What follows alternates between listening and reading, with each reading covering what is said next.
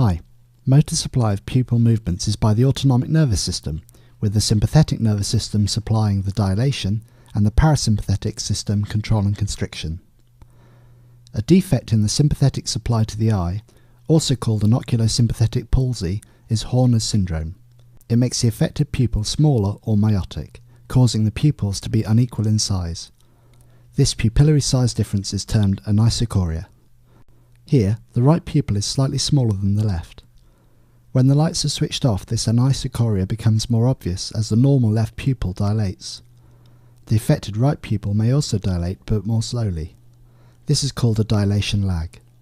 The anisocoria may therefore be greatest a few seconds after switching off the room lights. Another feature of Horner's, illustrated here, is an upper and lower lid ptosis, making the upper and lower lids slightly closer together and making the eye appear smaller. The patient may also notice a loss of sweating on one side of the forehead or face, called anhidrosis. We therefore have a triad of ptosis, miosis and anhidrosis. If the Horner's syndrome is congenital, or occasionally if long-standing, then iris heterochromia may also be noted, the affected iris being lighter in colour than the other eye. Horner's syndrome can be confirmed pharmacologically by use of aproclonidine 0.5%, commercially available as iopidine drops. First, measure the pupil sizes. This is readily achieved by taking a quick photo with a digital camera. Then, instill a single drop of aproclonidine in each eye. After 1 hour, re-examine the pupils.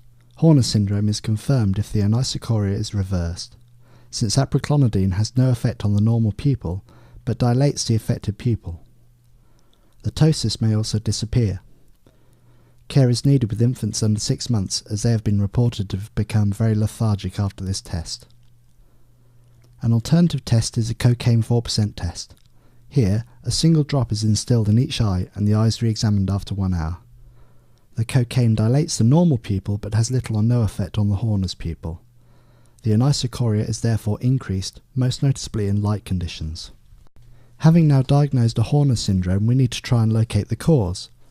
This is divided into 3 groups along the oculosympathetic pathway: central, preganglionic and postganglionic. It does not cross sides along its entire course. The central pathway arises at the hypothalamus, then travels down the brainstem and cervical cord to synapse at the ciliospinal centre of Budge, between C8 and T2. Central Horner's syndromes are usually not an isolated clinical finding. Instead, they are part of a wider clinical picture featuring other brainstem or spinal symptoms and signs.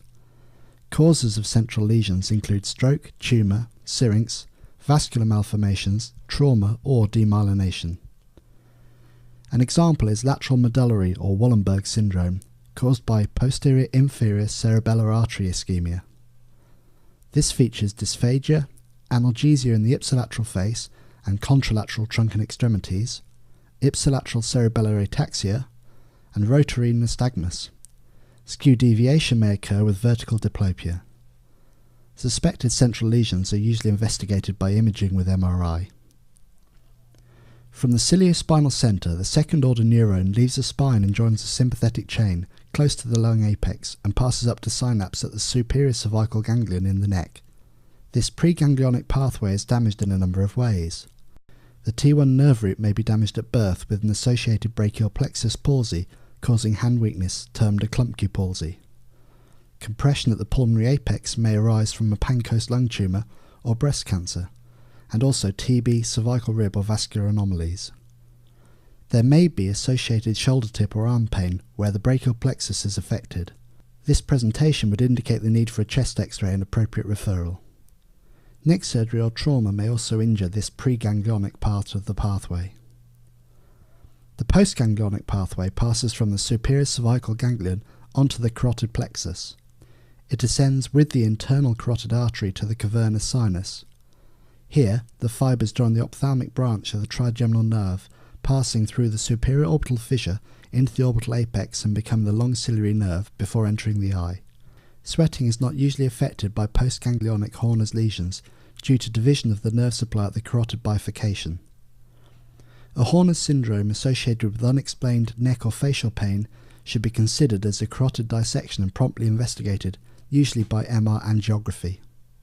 A Horner's syndrome associated with the gaze palsy should lead to investigation of the cavernous venous sinus, usually with MRI. Cluster headache often features transient Horner's syndrome during the attack. Men are affected 6 times more than women. Features of cluster headache are severe headache around the eye or temple associated with lacrimation and redness, blocked or watering nose, and sweating, all on one side. The attacks last for 30 minutes to 2 hours, are often 1 to 2 times per day, and after 4 to 8 weeks they stop, on average for around a year. They're both debilitating and treatable with verapamil and steroids effective for prophylaxis. To criticise, comment or share your knowledge with others, please go to ivideos.blogspot.com, where you will find transcripts, links and more videos.